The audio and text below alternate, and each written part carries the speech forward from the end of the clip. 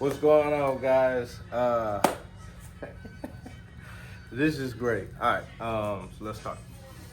My name is DJ, and welcome to my channel. Just a little bit of context about the direction of this channel.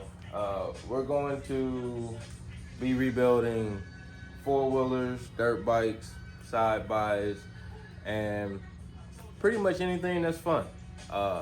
I'm a big adrenaline junkie. I used to ride motorcycles religiously, but due to the environment and the economy, I gave up. I don't want to say gave up, but I put down riding motorcycles due to overall safety factors, if I'm being honest. My riding style is very aggressive, and in my younger years, sad to say, I was one of those individuals who was maxing that bike out, whatever bike it was, anytime I got on it. And instead of taking it to a track, I did a lot of back road riding, a lot of countryside riding, and I've been down quite a few times. And if I'm being honest, and it's not funny, a couple of those accidents should have taken me to the Almighty, to the gates. However, he had different plans for me, and therefore I stopped riding around 2019, 2020. So I've been about 5 years removed from two wheels, fast vehicles, and things like that. So now that I got that out of the way, the main reason for this channel is this has always been a dream of mine, and my best friend and I, we have finally made it to a position to where we can invest in ourselves, and that is exactly what we're doing. So going forward, you will see a litany of four-wheelers that I will be buying off of Facebook Marketplace for as cheap as I can get, and then putting time, energy, and effort into transforming it into something that it should have been, adding value to something that others deem garbage or not worth it. When I was younger, man, we couldn't afford the nice things that other people had. So what we typically did was we bought things that were within our budget and we fixed them, and that's how we got our stuff. And nothing has changed. And I know we're not the only individuals out there that are like that. So without further ado, I think it's time to jump in it. All right, guys, so real quick, just want to tell you what I'm about to do. I'm gonna get these plastics off. I am going to remove these eyelet covers, and I'm going to freehand spin the engine and just kind of see how everything sounds by hand. And then we can kind of go from there and see, you know, how far we're gonna have to take this. But regardless, let's go ahead and get it done.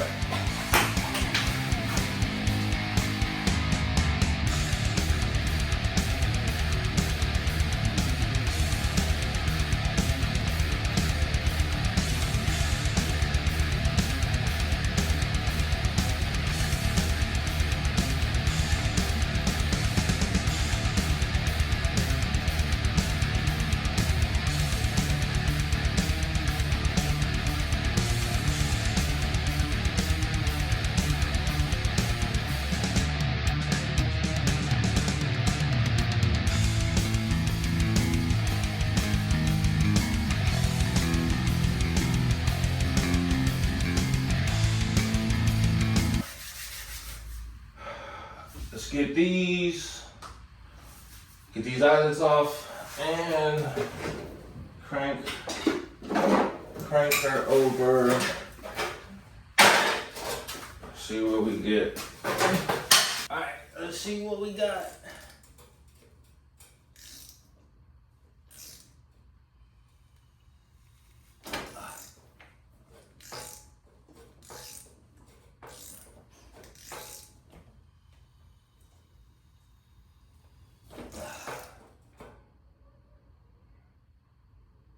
I mean, it's got good compression.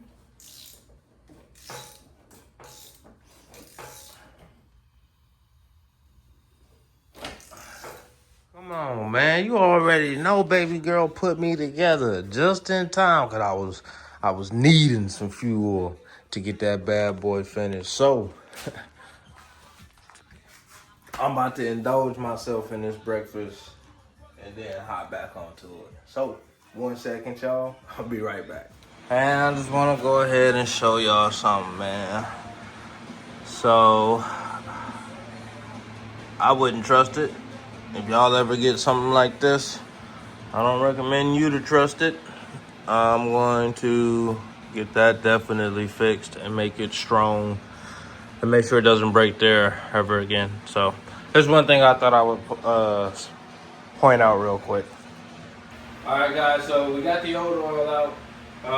What I'm about to do now, check the valve glass. So on the intake, we got 0.10 to 0.15. On the exhaust, we got 0.15 to 0.20. And those are in millimeters, just so no one's confused. Let me get the oil in. I just have to, as a matter of fact, let me get the oil in and get the valve set, and then we can go from there.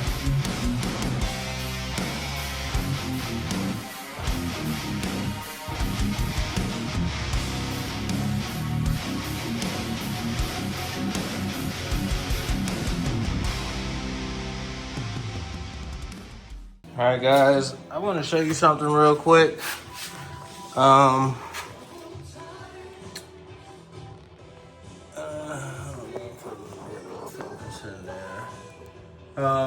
Those are your exhaust valves, and it's a little tricky to get in there sometimes, but nonetheless, you can still get the feeler gauge in there. Just make sure you have the correct one and take your time. That's all. We're gonna go ahead and get these. I gotta put it to top dead center. And then from there, I think we'll be good to put the battery on the starter and get this bad boy one step closer to where it needs to be. All right, guys, like I told you, the intake is going to be at 0.13 millimeters. There is a tool that they make to adjust these valves, and I highly recommend getting one. However, I don't have one, but if you just watch what I'm doing, you'll be able to do it with just these two tools that I'm using right here. So let me get this to top dead center, and we can go. All right, guys, this might be challenging with one hand, but let's just see. All right, so like I told you all, before I forget, when you all are going to top dead center and you go to do your valve adjustments, if you don't have any gaps, you need to rotate the crank one time, one more full turn, and reline that hash back up. That way that you can do this correctly. Otherwise, you won't have you'll be on the wrong compression stroke. We want between 0.10 and 0.15, so I always go right there in the middle, and I do 0.13. So let me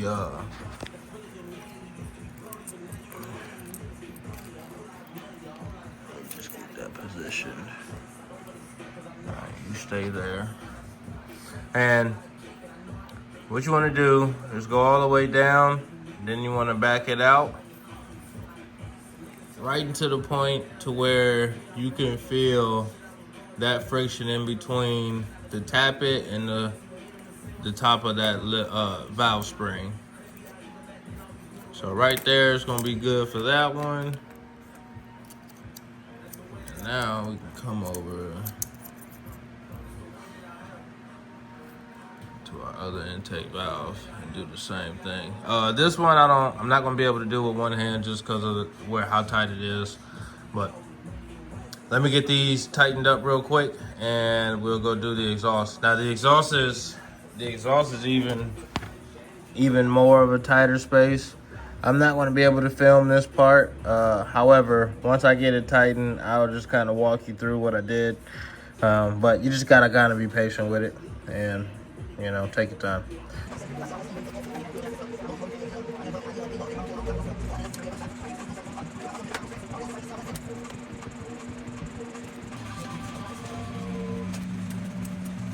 All right, guys, so I got the intake and the exhaust valves within spec. I got the intake at, what is that, 0.13, and then I have the exhaust at 0.18, I believe. And that's right in the middle of what the book tells you to put them at. What I will tell you, guys, you gotta get this 90-degree angle. If you don't have the tool, and honestly, even with the tool, I don't think the tool will be able to clear the housing. So what I ended up doing was I took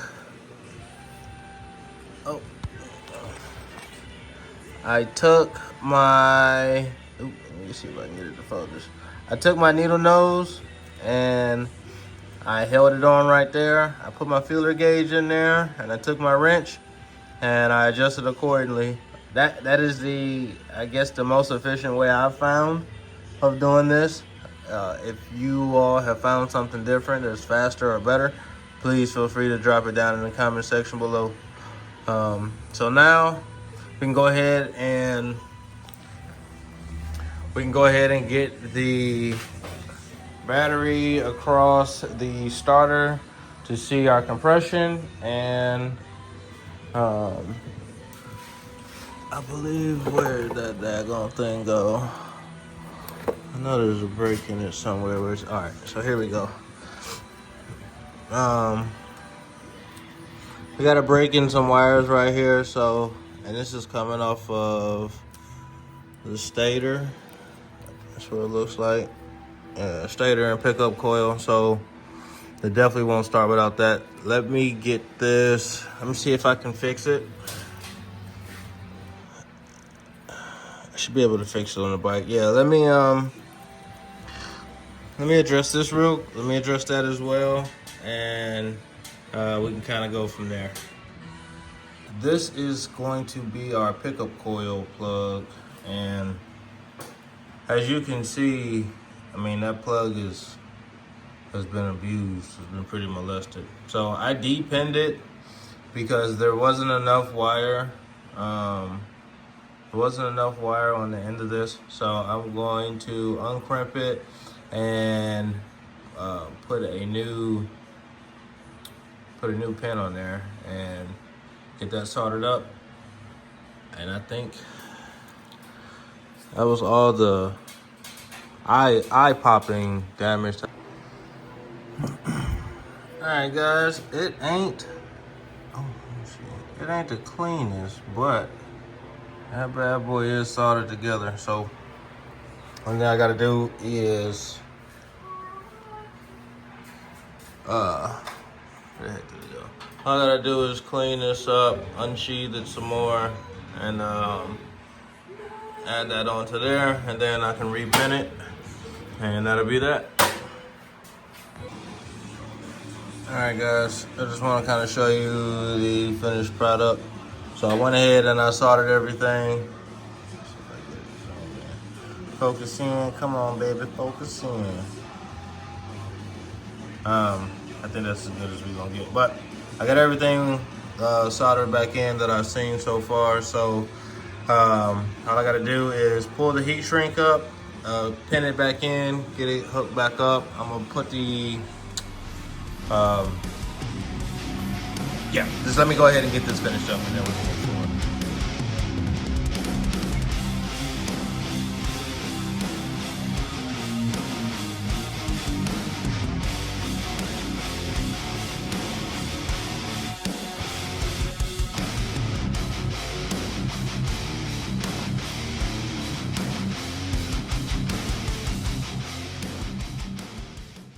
All right, guys, let me fill you in with what we're looking at. So I just reared up my battery. up to the wiring harness. I got everything I believe that's necessary. I don't want to call it fixed, but connected to where we can just see if the bike will start or what will happen when we hit the start button. So let me get the camera on the tripod. And yeah, I had to do a little bit of you know what I'm saying, old school stuff. So let's see what we get real quick.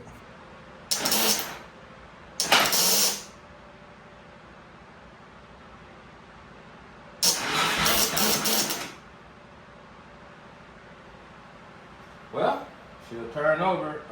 Let me swap batteries real quick. See if it's gonna start. Why would you? Oh my gosh, that's like crazy. That going battery is dead. All right, guys, I got a solution. Hold on.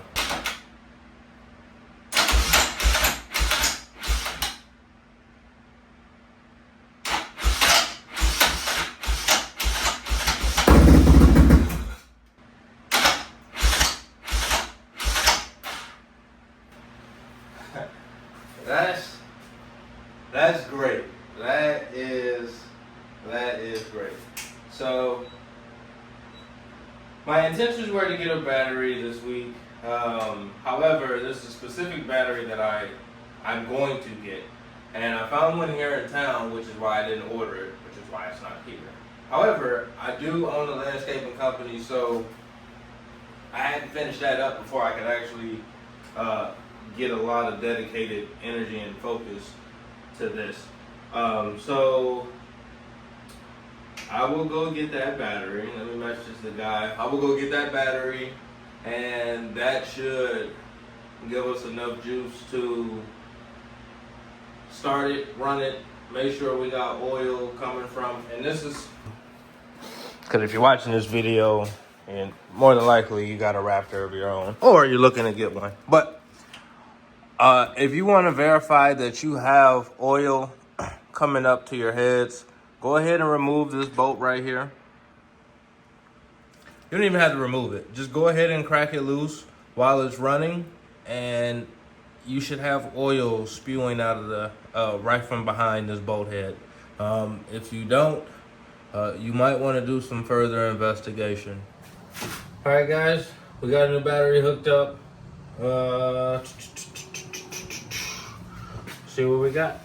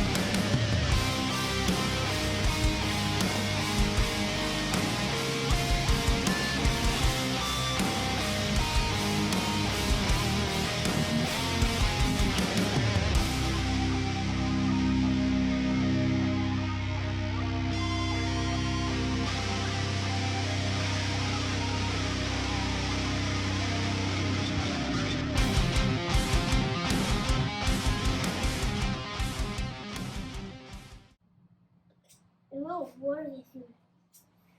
Oh God! Can I see? Keep someone on again?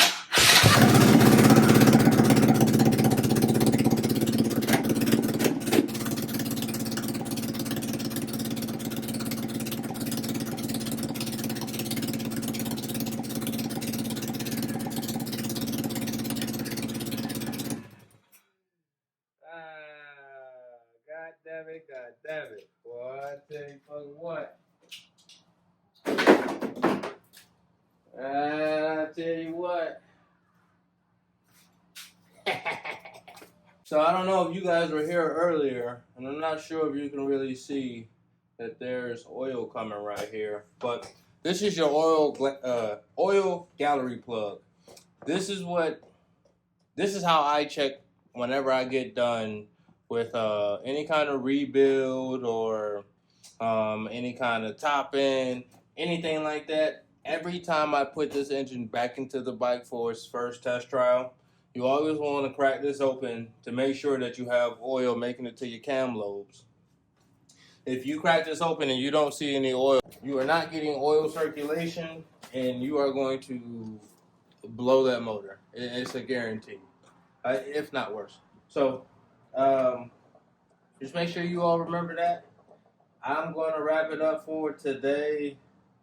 I'm pretty satisfied. So what I'm going to do now is I'm going to disassemble this bike completely, and I'm going to throw a few upgrades to it.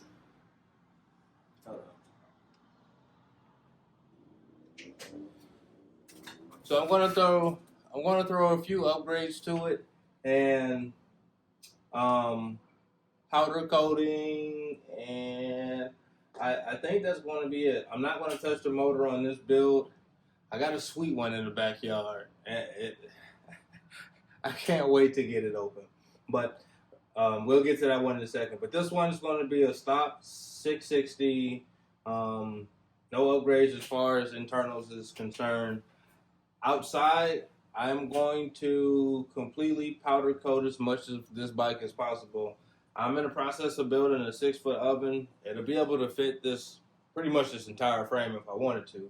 But it'll be big enough to fit 2 of these frames and some more things inside of there. But for the meantime, in between time, I'm going to use my little oven in the backyard to get this thing kind of caught up.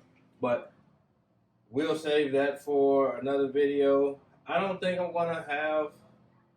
going to be a multi-part series video. I know it's going to at least be 2 to 3 videos.